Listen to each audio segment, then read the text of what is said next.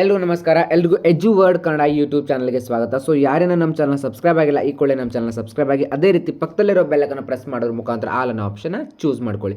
ನಾವು ಮಾಡೋ ಪ್ರತಿಯೊಂದು ವೀಡಿಯೋಸ್ ಕೂಡ ನಿಮಗೆ ನೋಟಿಫಿಕೇಶನ್ ಮುಖಾಂತರ ಬರುತ್ತೆ. ಸೊ ಹಾಗಿದ್ದ ತಡ ಮಾಡೋದು ಬೇಡ, ವೀಡಿಯೋನ ಸ್ಟಾರ್ಟ್ ಮಾಡೋಣ. ಇವತ್ತಿನ ಈ ಒಂದು ವೀಡಿಯೋದಲ್ಲಿ ನಾನು ನಿಮಗೆ ಏನನ್ನ ಹೇಳಲಿಕ್ಕೆ ಹೊರಟಿದ್ದೀನಿ ಅಂತಂದರೆ, SSP ಸ್ಕಾಲರ್ಶಿಪ್ ಅಂತಂದರೆ 2026-27ನೇ ಸಾಲಿನ ಅಂತಂದರೆ ಈಗ ಪ್ರಸ್ತುತ ಸಾಲಿಗೆ SSP ಸ್ಕಾಲರ್ಶಿಪ್ಪನ್ನು ಇವಾಗಷ್ಟೇ ಅನೌನ್ಸನ್ನು ಮಾಡಿದ್ದಾರೆ. ಅಂತಂದರೆ SSP ಸ್ಕಾಲರ್ಶಿಪ್ ಅಪ್ಲಿಕೇಶನ್ನ ಸ್ಟಾರ್ಟ್ ಮಾಡಿದ್ದಾರೆ.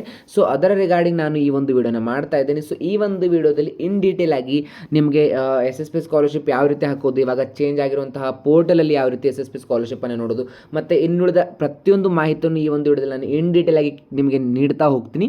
ಸೊ ಯಾರು ವಿಡಿಯೋನ ಸ್ಕಿಪ್ ಮಾಡಬೇಡಿ, ಆದಷ್ಟು ವಿಡಿಯೋನ ಎಂಡ್ವರೆಗೂ ನೋಡಿ. ಮತ್ತು ಏನಾದರೂ ಡೌಟ್ಸ್ ಇದ್ದರೆ ಈ ಒಂದು ವಿಡಿಯೋ ಕಮೆಂಟ್ ಸೆಕ್ಷನ್ ಓಪನ್ ಇರುತ್ತೆ. ಸೊ ಈ ಒಂದು ವಿಡಿಯೋ ಕಮೆಂಟ್ ಸೆಕ್ಷನಲ್ಲಿ ಕಮೆಂಟನ್ನು ಮಾಡಿ. ಸೊ ಆ ಒಂದು ಕಮೆಂಟ್ಗೆ ನಾನು ರಿಪ್ಲೈ ಮಾಡೋದ್ರ ಮುಖಾಂತರ ನಿಮ್ಮೊಂದು ಡೌಟ್ಸನ್ನು ಕ್ಲಿಯರ್ ಮಾಡ್ತೀನಿ. ಸೊ ಬನ್ನಿ ಹಾಗಿದ್ರೆ ವಿಡಿಯೋನ ಸ್ಟಾರ್ಟ್ ಮಾಡೋಣ. ಸೊ ಫಸ್ಟ್ ಬಂದುಬಿಟ್ಟು ನಿಮ್ಮೊಂದು ಬ್ಯಾಕ್ವರ್ಡ್ ಕ್ಲಾಸಸ್ ವೆಲ್ಫೇರ್ ಡಿಪಾರ್ಟ್ಮೆಂಟ್ ಒಂದು ಅಫಿಷಿಯಲ್ ಪೇಜಲ್ಲಿ ನಿಮ್ಮ ಒಂದು SSP ಸ್ಕಾಲರ್ಶಿಪ್ಗೆ ರಿಲೇಟ್ ಆಗಿರುವಂತಹ ಒಂದು ಪ್ರಕಟಣೆಯನ್ನು ಹೊರಡಿಸಿದ್ದಾರೆ. ಸೊ ಅದರಲ್ಲಿ ನೋಡೋದಾದರೆ ನೋಡ್ಬೋದು ನೀವು ಇಲ್ಲಿ 2026-27ನೇ ಸಾಲಿನ ಮೆಟ್ರಿಕ್ ನಂತರದ ವಿದ್ಯಾರ್ಥಿ ವೇತನಕ್ಕೆ ಅರ್ಜಿ ಆಹ್ವಾನಿಸಿದ್ದಾರೆ. ಸೊ ನೀವೇನಾದರೂ ಇಲ್ಲಿ 2026-27ನೇ ಸಾಲಿನ ಮೆಟ್ರಿಕ್ ನಂತರದ ವಿದ್ಯಾರ್ಥಿ ವೇತನಕ್ಕೆ ಇಲ್ಲಿ ಕೊಟ್ಟಿದ್ದಾರೆ ನೋಡಿ. ಸೊ 2026-27ನೇ ಸಾಲಿನ ಹಿಂದುಳಿದ ವರ್ಗಗಳ ವಿದ್ಯಾರ್ಥಿಗಳು ಹಾಗೂ ಪ್ರವರ್ಗ 1ರ ಅಲೆಮಾರಿ ಬಾರ್ ಅರೆ ಅಲೆಮಾರಿ ಜನಾಂಗದ ವಿದ್ಯಾರ್ಥಿಗಳಿಂದ ಅಂತಂದರೆ ಮೆಟ್ರಿಕ್ ನಂತರದ ವಿದ್ಯಾರ್ಥಿ ವೇತನ ಅಥವಾ ಅಲೆಮಾರಿ ಬಾರ್ ಅರೆ ಅಲೆಮಾರಿ ಜನಾಂಗದ ಮೆಟ್ರಿಕ್ ನಂತರದ ಅರ್ಹತಾ ವಿದ್ಯಾರ್ಥಿ ವೇತನ ಅಂದರೆ ಶುಲ್ಕ ವಿನಾಯಿತಿ ಆಗಿರ್ಬೋದು, ನಿಮ್ಮ ಒಂದು ವಿದ್ಯಾಸಿರಿ ಊಟ ಮತ್ತು ವಸತಿ ಸಹಾಯ ಯೋಜನೆಗೆ ಸೌಲಭ್ಯವನ್ನಾಗಿರ್ಬೋದು. ಈ ರೀತಿ ನಿಮ್ಮ ಒಂದು ಸ್ಕಾಲರ್ಶಿಪ್ಪನ್ನು ಅಂತಂದರೆ ಅಪ್ಲೈ ಮಾಡಲಿಕ್ಕೆ ನಿಮ್ಮ ಒಂದು ಸ್ಕಾಲರ್ಶಿಪ್ಪನ್ನು ಲಾಸ್ಟ್ ಡೇಟನ್ನು ಕೂಡ ಕೊಟ್ಟಿದ್ದಾರೆ. ನೋಡ್ಬೋದು ಇಲ್ಲಿ 31/8/2026 ಅಂತಂದರೆ ನಿಮ್ಮ ಒಂದು ಆಗಸ್ಟ್ 31ರವರೆಗೆ ನೀವು ಈ ಒಂದು ಸ್ಕಾಲರ್ಶಿಪ್ಪನ್ನು ಅಪ್ಲೈ ಮಾಡ್ಬೋದು. ಇಫ್ ಇನ್ ಕೇಸ್ ನೀವೇನಾದರೂ ಕರೆಂಟ್ ಅಂದರೆ ಇವಾಗ ನೀವು ಓದ್ತಾ ಇದ್ದೀರಾ ಅಂತಂದರೆ ಇವಾಗಷ್ಟೇ ನೀವು ನಿಮ್ಮೊಂದು ಡಿಗ್ರಿಯನ್ನು ಅಂತಂದರೆ ನಿಮ್ಮೊಂದು ಸೆಕೆಂಡ್ ಇಯರಲ್ಲಿ ಇದ್ದೀರಾ, ನಿಮ್ಮೊಂದು ಸೆಕೆಂಡ್ ಇಯರ್ ಎಂಡ್ ಆಗಲಿಕ್ಕೆ ಆಗಸ್ಟ್ ಬೇಕು. ಸೊ ನಿಮ್ಮೊಂದು ರಿಸಲ್ಟ್ ಸೆಪ್ಟೆಂಬರ್ ಅಥವಾ ಅಕ್ಟೋಬರಲ್ಲಿ ಬರುತ್ತೆ. ಸೊ ಏನು ಮಾಡೋದು ಅಂತಂದರೆ ಯಾರು ಕೂಡ ವರಿ ಮಾಡ್ಕೋಬೇಡಿ, ಇದು ನೆಕ್ಸ್ಟ್ ಜಾನ್ವರಿವರೆಗೂ ಕೂಡ ಡೇಟ್ ಎಕ್ಸ್ಟೆಂಡ್ ಆಗ್ತಾನೆ ಹೋಗುತ್ತೆ. ಸೊ ಯಾರು ಕೂಡ ಈ ಒಂದು ಅಂದರೆ ಡೇಟ್ ಎಕ್ಸ್ಟೆಂಡ್ ಆಗಿಲ್ಲ ಅಥವಾ ಆ ರೀತಿ ಇದು ಅಂತ ಯಾವುದೋ ಒಂದು ವರಿ ಮಾಡ್ಕೊಳ್ಳಿಕ್ಕೆ ಹೋಗಬೇಡಿ. ಸೊ ಇನ್ನು ನಾವು ಪ್ರಕಟಣೆ ಇನ್ ಡೀಟೇಲ್ ಆಗಿ ನೋಡೋದಾದರೆ ನೀವು ಇಲ್ಲಿ PDF ಮೇಲೆ ಕ್ಲಿಕ್ ಮಾಡಿದಾಗ ನಿಮಗೆ ಇಲ್ಲಿ ಸ್ಕಾಲರ್ಶಿಪ್ನ ಮೇನ್ PDF ಒಂದು ಓಪನ್ ಆಗುತ್ತೆ. ಸೊ ಇಲ್ಲೂ ಕೂಡ ಸೇಮ್ ಆಗಿರೋದು ಮೆಟ್ರಿಕ್ ನಂತರದ ಕೋರ್ಸಲ್ಲಿ ವ್ಯಾಸಂಗ ಮಾಡುತ್ತಿರುವ ಅರ್ಹ ವಿದ್ಯಾರ್ಥಿಗಳಿಗೆ ವಿದ್ಯಾರ್ಥಿ ವೇತನಕ್ಕೆ ಅರ್ಜಿ ಸಲ್ಲಿಸಲು ಸ್ಕಾಲರ್ಶಿಪ್ಪನ್ನು ಕರೆದಿದ್ದೀವಿ ಅಂತ ಒಂದು ಪ್ರಕಟಣೆಯನ್ನು ಹೊರಡಿಸಿರ್ತಾರೆ. ಸೊ ಇದು ನಿಮಗೆ ಕನಿಷ್ಠ ಒಂದು 3 ದಿನಗಳ ಕಾಲ ನಿಮ್ಮ ಒಂದು ಅಂತಂದರೆ ನಾವು ಡೈಲಿ ಓದುವಂತಹ ಪೇಪರಲ್ಲಿ ಕೂಡ ಪ್ರಕಟಣೆಯನ್ನು ಹೊರಡಿಸ್ತಾರೆ. ಸೊ ಅರ್ಜಿ ಸಲ್ಲಿಸಲು ಕೊನೆಯ ದಿನಾಂಕವನ್ನು ಇಲ್ಲಿ ಸೂಚಿಸುವ ಹಾಗೆ 31/8/2026 ಆಗಿರುತ್ತೆ. ಸೊ ಮತ್ತು ಅರ್ಜಿ ಸಲ್ಲಿಸಲಿಕ್ಕೆ ಬೇಕಾಗಿರುವಂಥ ಒಂದು ವೆಬ್ಸೈಟ್ ವಿಳಾಸವನ್ನು ಕೂಡ ಇಲ್ಲಿ ಅವರು ಕೊಟ್ಟಿದ್ದಾರೆ. ಸೊ ಇನ್ನು ಹೆಚ್ಚಿನ ಮಾಹಿತಿಗಾಗಿ ನೀವು HTTP backward classes welfare department ಅಂದರೆ bcwd.karnataka.gov.in ಅಲ್ಲಿ ನೀವು ಇದರ ಹೆಚ್ಚಿನ ಮಾಹಿತಿಯನ್ನು ತಿಳ್ಕೋಬಹುದು. ಸೊ ಇಫ್ ಇನ್ ಕೇಸ್ ನಿಮಗೇನಾದರೂ ಇದರ ಬಗ್ಗೆ ಸಹಾಯವಾಣಿ ಬೇಕು ಅಥವಾ ನೀವು ಇದರ ಬಗ್ಗೆ ಇನ್ನಷ್ಟು ಹೆಚ್ಚು ಮಾಹಿತಿಯನ್ನು ನೀವು ಆಫೀಸರ್ಸ್ ಅಥವಾ ಒಂದು ವರ್ಕರ್ಸ್ಗಳಿಂದನೇ ಕೇಳಿ ಪಡ್ಕೊಳ್ಳೋದಾದರೆ ಅದು 8050770004ಗೆ ಕಾಲ್ ಕೂಡ ಮಾಡ್ಬೋದು. ಮೋಸ್ಟ್ ಆಫ್ಲಿ ಅದು ಕನೆಕ್ಟ್ ಆಗೋದಿಲ್ಲ, ಡೋಂಟ್ ವರಿ. ಆ್ಯಂಡ್ ಇನ್ನು bcwd helpline@gmail.com. ಸೊ ಇದಕ್ಕೆ ನಿಮಗೆ ಒಂದು ಕನಿಷ್ಠ ಒಂದು ವಾರ ಆದರೂ ಬೇಕು ರಿಪ್ಲೈ ಬರಲಿಕ್ಕೆ.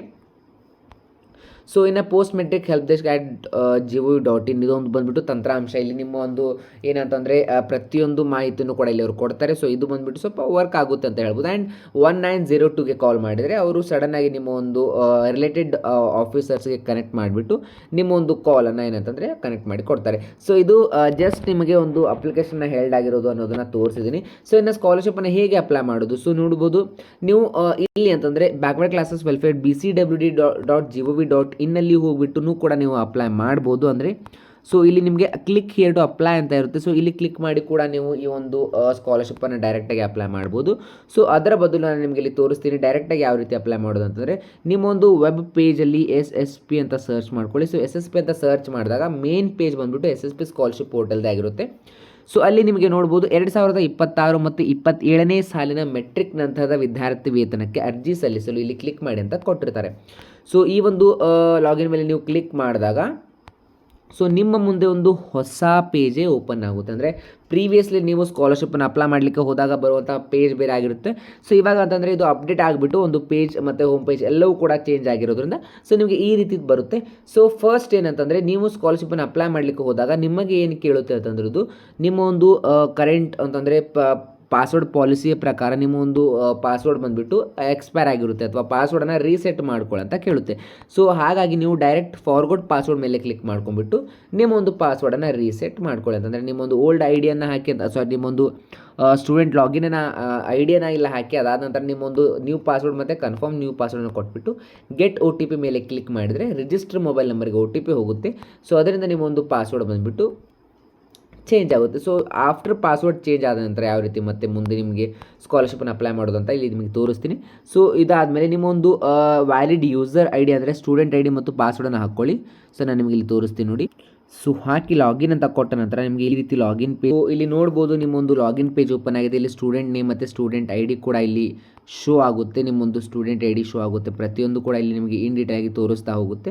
ಸೊ ನೀವು ಇಲ್ಲಿ 3 ಡಾಟ್ ಮೇಲೆ ಕ್ಲಿಕ್ ಮಾಡಿದ ನಂತರ ನಿಮಗೆ ಇಲ್ಲಿ ಹೋಮ್ ಆಗಿರ್ಬೋದು ಅಥವಾ ಅಪ್ಲಿಕೇಶನ್ ಸ್ಟೇಟಸ್ ಅಂದರೆ ಪ್ರೀವಿಯಸ್ ಇಯರ್ ಅಪ್ಲಿಕೇಶನ್ ಸ್ಟೇಟಸ್ ನಿಮ್ಮೊಂದು ಅಕ್ನಾಲೇಜ್ಮೆಂಟ್ ಆಗಿರ್ಬೋದು, ಫ್ರೀ ಶಿಪ್ ಕಾರ್ಡ್ ಕೂಡ ಆಗಿರ್ಬೋದು, ಸ್ಟೂಡೆಂಟ್ ಸ್ಟೇಟಸನ್ನು ಕೂಡ ನೀವು ಇಲ್ಲಿ ಚೆಕ್ ಮಾಡ್ಬೋದು. ಸೊ ಇಲ್ಲಿ ವೆರಿಫಿಕೇಷನ್ ಅಂತ ಬಂದಾಗ ಸೊ ಇಲ್ಲಿ ನೋಡ್ಬೋದು ನೀವು ನಿಮ್ಮ ಒಂದು ಏನಂದರೆ ಪ್ರೀವಿಯಸ್ ಇಯರ್ ಕೌನ್ಸಿಲಿಂಗ್ ಡಾಟಾ ಕೂಡ ಅಪ್ಡೇಟ್ ಮಾಡ್ಬೋದು. ಸೊ ಇನ್ನು ವೆರಿಫಿಕೇಷನ್ ಅಂತ ಬಂದಾಗ KYC ಮತ್ತು ನಿಮ್ಮೊಂದು NPCI ಕೂಡ ನೀವು ಇಲ್ಲಿ ಮ್ಯಾಪಿಂಗ್ ಅಂದರೆ ಚೆಕ್ ಮಾಡ್ಕೋಬೋದು. ಸೊ ಇನ್ನು ಪ್ರೊಫೈಲಲ್ಲಿ ಏನಾದರೂ ಅಪ್ಡೇಟ್ ಮಾಡೋದಿತ್ತು ಅಂದರೆ ಇಲ್ಲಿ ಮಾಡ್ಬೋದು. ನೀವು ನಿಮ್ಮೊಂದು ಪ್ರೊಫೈಲಲ್ಲಿ ನಿಮ್ಮೊಂದು ಆಧಾರ್ ನೇಮನ್ನು ಅಪ್ಡೇಟ್ ಮಾಡ್ಬೋದು ಅಥವಾ ನಿಮ್ಮೊಂದು ಮೊಬೈಲ್ ನಂಬರ್ ನಿಮ್ಮದು ಏನೇ ಡೀಟೇಲ್ಸ್ ಇದ್ದರೂ ಇಲ್ಲಿ ನೀವು ಅಪ್ಡೇಟ್ ಮಾಡ್ಬೋದು. ಸೊ ಇನ್ನು ಸ್ಕಾಲರ್ಶಿಪ್ಪನ್ನು ಯಾವ ರೀತಿ ಅಪ್ಲೈ ಮಾಡೋದು ಅಂದರೆ ನೀವು ಬಂದುಬಿಟ್ಟು ಇಲ್ಲಿ ಹೋಮ್ ಪೇಜ್ಗೆ ಹೋಗಬೇಕು. ಸೊ ಹೋಮ್ ಪೇಜ್ಗೆ ಹೋದ ನಂತರ ನಿಮಗೆ ಇಲ್ಲಿ ನೋಡ್ಬೋದು ಎಲಿಜಿಬಿಲಿಟಿ ಮತ್ತು ನಿಮ್ಮೊಂದು ಕಾಂಟ್ಯಾಕ್ಟ್ ಡೀಟೇಲ್ಸ್ ಪ್ರತಿಯೊಂದು ಕೂಡ ಇಲ್ಲಿ ಅವರು ಶೋ ಮಾಡ್ತಾರೆ. ಸೊ ಇಲ್ಲಿ ನಿಮಗೆ ಅಪ್ಲಿಕೇಶನ್ನ ಅಪ್ಲೈ ಮಾಡಲಿಕ್ಕೆ ಇಲ್ಲಿ ಆಪ್ಷನ್ ಇರುತ್ತೆ ನೋಡ್ಬೋದು. ನೀವು ಇಲ್ಲಿ ಸ್ಟೆಪ್ 1 ಸ್ಟೆಪ್ 2 ಅಂತ ಇರುತ್ತೆ. ಸೊ ನೀವು ಸ್ಟೆಪ್ 1 ಮೇಲೆ ಕ್ಲಿಕ್ ಮಾಡಬೇಕಾಗುತ್ತೆ. ಸೊ ಸ್ಟೆಪ್ 1 ಮೇಲೆ ಕ್ಲಿಕ್ ಮಾಡಿದಾಗ ನಿಮ್ಮೊಂದು SLC ಟೈಪ್ ಯಾವುದು, ನಿಮ್ಮ ಒಂದು ಇಲ್ಲಿ ಡೀಟೇಲ್ಸ್ ಎಲ್ಲವೂ ಶೋ ಆಗುತ್ತೆ. ಇದೆಲ್ಲವೂ ಡೀಟೇಲ್ಸ್ ಕರೆಕ್ಟ್ ಇದ್ದರೆ ಡಿಸ್ಪ್ಲೇ ಡೀಟೇಲ್ಸ್ ಕರೆಕ್ಟ್ ಅಂತ ಕೇಳಿದ್ದಾರೆ. ಸೊ ಎಸ್ ಅಂತ ಕೊಟ್ಬಿಟ್ಟು ಸೊ ನೋಡ್ಬೋದು ನೀವು ಇಲ್ಲಿ ಸೇವ್ ಆ್ಯಂಡ್ ಪ್ರೊಸೀಡ್ ಅಂತ ಕೊಡಬೇಕಾಗುತ್ತೆ. ಸೊ ಇದು ನಿಮ್ಮ ಒಂದು ಫಸ್ಟ್ ಸ್ಟೆಪ್. ಸೊ ಅದಾದಮೇಲೆ ಕ್ಯಾಸ್ಟ್ ಆ್ಯಂಡ್ ಇನ್ಕಮ್ ಡೀಟೇಲ್ಸನ್ನು ಕೂಡ ಇಲ್ಲಿ ನೀವು ವೆರಿಫೈ ಮಾಡ್ಕೋಬೇಕಾಗುತ್ತೆ. ಸೊ ಒನ್ಸ್ ನಿಮ್ಮ ಒಂದು ಈ ಒಂದು ಏನಪ್ಪ ಅಂತಂದರೆ SLC ಡೀಟೇಲ್ಸ್ ವೆರಿಫೈ ಆದ ನಂತರ ನಿಮಗೆ ಕ್ಯಾಸ್ಟ್ ಆ್ಯಂಡ್ ಇನ್ಕಮ್ ಡೀಟೇಲ್ಸ್ಗೆ ಪೇಜ್ ಓಪನ್ ಆಗುತ್ತೆ. ಸೊ ನೋಡ್ಬೋದು ನೀವು ಇಲ್ಲಿ ನಿಮ್ಮೊಂದು ಕ್ಯಾಸ್ಟ್ ಆ್ಯಂಡ್ ಇನ್ಕಮ್ ಡೀಟೇಲ್ಸ್ ಪ್ರತಿಯೊಂದು ಕರೆಕ್ಟ್ ಇತ್ತಪ್ಪ ಅಂತಂದರೆ ಸೊ ಡಿಸ್ಪ್ಲೇ ಡೀಟೇಲ್ಸ್ ಎಸ್ ಅಂತ ಕೊಟ್ಬಿಟ್ಟು ಸೇವ್ ಆ್ಯಂಡ್ ಪ್ರೊಸೀಡ್ ಅಂತ ಕೊಡಬೇಕಾಗುತ್ತೆ. ಸೊ ಇದನ್ನು ಕೊಟ್ಟ ನಂತರ ಸೊ ನಿಮಗೆ ನೆಕ್ಸ್ಟ್ ಬಂದುಬಿಟ್ಟು ಥರ್ಡ್ ಸ್ಟೆಪ್ ಇಲ್ಲಿ ನೋಡ್ಬೋದು. ನಿಮ್ಮ ಥರ್ಡ್ ಸ್ಟೆಪ್ ಏನಿರುತ್ತೆ ಅಂತಂದರೆ ನಿಮ್ಮೊಂದು ಡಿಸೆಬಿಲಿಟಿ ಅಂತಂದರೆ ನೀವೇನಾದರೂ ಡಿಸೇಬಲ್ಡ್ ಪರ್ಸನ್ ಆಗಿದ್ರಪ್ಪ ಅಂತಂದರೆ ಸೊ ಇಲ್ಲಿ ಡೀಟೇಲ್ಸ್ ಎಸ್ ಅಂತ ಇತ್ತು ಅಥವಾ ನೋ ಅಂತ ಇತ್ತು. ಈ ಡೀಟೇಲ್ಸನ್ನು ನೀವು ಕರೆಕ್ಟಾಗಿ ವೆರಿಫೈ ಮಾಡ್ಕೊಂಡ್ಬಿಟ್ಟು ಸೊ ಎಸ್ ಆರ್ ನೋ ಅಂತ ಕೊಟ್ಬಿಟ್ಟು ಸೇವ್ ಆ್ಯಂಡ್ ಪ್ರೊಸೀಡ್ ಅಂತ ಕೊಡಬೇಕಾಗುತ್ತೆ. ಸೊ ಇದೆಲ್ಲವೂ ಆದ ನಂತರ ನಿಮಗೆ ನೆಕ್ಸ್ಟ್ ಆಪ್ಷನ್ ಬರುತ್ತೆ. ಏನಪ್ಪ ಅಂತಂದರೆ ನಿಮ್ಮೊಂದು ಡೀಟೇಲ್ಸ್ ಅಂದರೆ ನಿಮ್ಮೊಂದು ಪರ್ಸನಲ್ ಡೀಟೇಲ್ಸ್ ಎಲ್ಲ ಶೋ ಆಗಿರೋ ಹಾಗೆ ಕರೆಕ್ಟ್ ಇದೆಯಾ ಅಥವಾ ಇಲ್ಲ ಅಂತ ನೀವು ಚೆಕ್ ಮಾಡ್ಕೋಬೇಕಾಗುತ್ತೆ. ಸೊ ಪರ್ಸನಲ್ ಡೀಟೇಲ್ಸ್ ಏನಾದರೂ ಕರೆಕ್ಟ್ ಆಗಿತ್ತಪ್ಪ ಅಂದರೆ ಎಸ್ ಅಂತ ಕೊಟ್ಬಿಟ್ಟು ಸೊ ಸೇವ್ ಆ್ಯಂಡ್ ಪ್ರೊಸೀಡ್ ಅಂತ ಕೊಡಬೇಕಾಗುತ್ತೆ. ಸೊ ಇಲ್ಲಿಗೆ ನಿಮ್ಮ ಒಂದು ಫಸ್ಟ್ ಸ್ಟೆಪ್ ವೆರಿಫಿಕೇಷನ್ ಏನಂದರೆ ಕಂಪ್ಲೀಟ್ ಆಗುತ್ತೆ. ಸೊ ನಿಮ್ಮ ಒಂದು ಫಸ್ಟ್ ಸ್ಟೆಪ್ ವೆರಿಫಿಕೇಷನ್ ಇಲ್ಲಿ ಆದ ನಂತರ ಸೊ ನೀವು ನೋಡ್ಬೋದು ಇಲ್ಲಿ ನಿಮ್ಮ ಒಂದು ಫಸ್ಟ್ ಸ್ಟೆಪ್ ಎಲ್ಲ ಆದ ನಂತರ ಇಲ್ಲಿ ನೆಕ್ಸ್ಟ್ ಆಪ್ಷನ್ ಇರುತ್ತೆ. ಸೊ ನೆಕ್ಸ್ಟ್ ಆಪ್ಷನ್ ಮೇಲೆ ಕ್ಲಿಕ್ ಮಾಡಿದ ನಂತರ ಸೊ ನಿಮಗೆ ಬರುತ್ತೆ ಇಲ್ಲಿ ಸೆಕೆಂಡ್ ಸ್ಟೇಜ್ ಅಂದರೆ ಸೆಕೆಂಡ್ ಸ್ಟೇಟ್ ಸ್ಕಾಲರ್ಶಿಪ್ಪನ್ನು ನೀವು ಅಪ್ಲೈ ಮಾಡ್ಬೋದು. ಸೊ ಇಲ್ಲಿ ನಿಮ್ಮೊಂದು ಪ್ರೆಸೆಂಟ್ ಇಯರ್ ಡೀಟೇಲ್ಸನ್ನು ಹಾಕಬೇಕಾಗುತ್ತೆ. ಸೊ ನಿಮ್ಮ ಹತ್ರ ಏನಾದರೂ ಯೂನಿವರ್ಸಿಟಿ ಅಥವಾ ಇನ್ಸ್ಟಿಟ್ಯೂಷನಲ್ಲಿ ಇತ್ತಂದರೆ ಎಸ್ ಅಂತ ಕೊಟ್ಟು ಸೊ ಈ ರೀತಿ ನೀವು ಹೊರ ರಾಜ್ಯದ ವ್ಯಾಸಂಗ ಮಾಡುತ್ತಿರೋ ವಿದ್ಯಾರ್ಥಿ ತಮ್ಮ ಲಾಗಿನ್ ಅಪ್ಲೋಡ್ ಅಟೆಸ್ಟೇಷನ್. ಸೊ ಇದು ಬಂದುಬಿಟ್ಟು ಇಲ್ಲಿ ಕೇಳಿರೋ ಕ್ವಶನ್ನ ಓದಿ. Are you studying in any university bar institution located outside Karnataka ಅಂತೇಳಿ. ಸೊ ನಾನು ಆ್ಯಕ್ಚುಲಿ ನೋ ಕೊಡಬೇಕಿಲ್ಲಿ. ಸೊ ನೋ ಕೊಟ್ಟ ನಂತರ ನಿಮಗೆ ಇಲ್ಲಿ are you studying in 11th or 12th ಅಂತ ಕೇಳುತ್ತೆ. ಸೊ ಇಲ್ಲಿ ಎಸ್ ಇದ್ದರೆ ಎಸ್ ಅಥವಾ ನೋ ಇದ್ದರೆ ನೋ ಅಂತ ಕೊಡಿ. ಸೊ ಇದೆಲ್ಲ ಆದ ನಂತರ are you studying in first and second PUC no ಅಂತ ಕೊಡಬೇಕಾಗುತ್ತೆ. ಸೊ ಇದಾದ ನಂತರ ನಿಮಗೆ ಇಲ್ಲಿ ಯಾರು ಸ್ಟಡಿಂಗ್ ಇನ್ ಫಸ್ಟ್ ಇಯರ್ ನೀವು professional degree yes. If in case ನೀವು ಪ್ರೊಫೆಷನಲ್ಲಿ ಓದ್ತಾ ಇದ್ದರೆ ಎಸ್ ಅಂತ ಕೊಡಿ. ನಾರ್ಮಲ್ ಡಿಗ್ರಿ ಓದ್ತಾ ಇದ್ದರೆ ನೋ ಅಂತ ಕೊಡಿ. ಸೊ ಅಥವಾ ನಿಮಗೆ ಪ್ರೊಫೆಷನಲ್ ಬಗ್ಗೆ ಏನಾದರೂ ಕನ್ಫ್ಯೂಷನ್ ಇತ್ತು ಅಂದರೆ ಇಲ್ಲಿ ಪ್ರೊಫೆಷನಲ್ ಕೋರ್ಸ್ ಲಿಸ್ಟ್ ಅಂತ ಇರುತ್ತೆ. ಸೊ ಪ್ರೊಫೆಷನಲ್ ಕೋರ್ಸ್ ಲಿಸ್ಟ್ ಮೇಲೆ ನೀವು ಕ್ಲಿಕ್ ಮಾಡಿದಾಗ ಇಲ್ಲಿ ನಿಮಗೆ ಇನ್ ಡೀಟೇಲಾಗಿ ಅವರು ತೋರಿಸ್ತಾ ಹೋಗ್ತಾರೆ ಯಾವೆಲ್ಲ ಡೀಟೇಲ್ಸನ್ನು ನೀವು ಪ್ರೊಫೆಷನಲ್ ಕೋರ್ಸ್ ಡೀಟೇಲ್ಸ್ ಆಗಿ ಚೂಸ್ ಮಾಡ್ಕೋಬಹುದು ಅಂತ. ಸೊ ಇವೆಲ್ಲವನ್ನು ನೀವು ಪ್ರೊಫೆಷ್ನಲ್ ಕೋರ್ಸ್ ಆಗಿ ನೀವು ಚೂಸ್ ಮಾಡ್ಕೋಬೇಕಾಗುತ್ತೆ. ಅಂದರೆ ಈ ಕೋರ್ಸನ್ನು ಮಾಡ್ತಾ ಇದ್ದರೆ ನೀವು ಪ್ರೊಫೆಷ್ನಲ್ ಕೋರ್ಸ್ ಅಂತ ಹೇಳಿ ಚೂಸ್ ಮಾಡ್ಕೋಬೇಕಾಗುತ್ತೆ.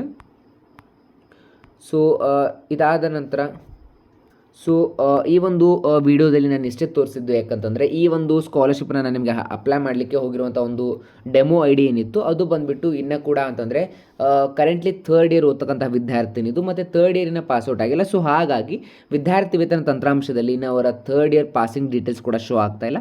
ಸೊ ಹಾಗಾಗಿ ನಿಮಗೆ ಈ ಒಂದು ವಿಡಿಯೋದಲ್ಲಿ ನಾನು ನಿಮಗೆ ಜಸ್ಟ್ ಡೆಮೋನ ತೋರಿಸಿದ್ದೀನಿ ಯಾವ ರೀತಿ ಸ್ಕಾಲರ್ಶಿಪ್ಪನ್ನು ಅಪ್ಲೈ ಮಾಡ್ಬೋದು ಅಂತ. ಸೊ ಈ ಒಂದು ವಿಡಿಯೋ ನಿಮಗೆ ಏನಾದರೂ ಇಷ್ಟ ಆಗಿದ್ದರೆ ಲೈಕ್ ಮಾಡಿ, ಶೇರ್ ಮಾಡಿ. ಅದೇ ರೀತಿ ಈ ಒಂದು ವಿಡಿಯೋನ ಆದಷ್ಟು ಶೇರ್ ಮಾಡಿ, ಬಿಕಾಸ್ ಇದೀಗ ಮಾತ್ರ ಮಾಹಿತಿ ಬಂದಿರುವಂಥದ್ದು. ಸೊ ಆದಷ್ಟು ಈ ಒಂದು ಮಾಹಿತಿ ಎಲ್ಲರಿಗೆ ಶೇರ್ ಆಗಲಿ, ಆದಷ್ಟು ಈ ಒಂದು ಸ್ಕಾಲರ್ಶಿಪ್ನ ಉಪಯೋಗವನ್ನು ಎಲ್ಲರೂ ಪಡ್ಕೊಳ್ಳೋದು ಹೇಳ್ತೀನಿ. ಸೊ ಮತ್ತೆ ಸಿಗೋಣ ಮುಂದಿನ ವಿಡಿಯೋದಲ್ಲಿ. Thank you.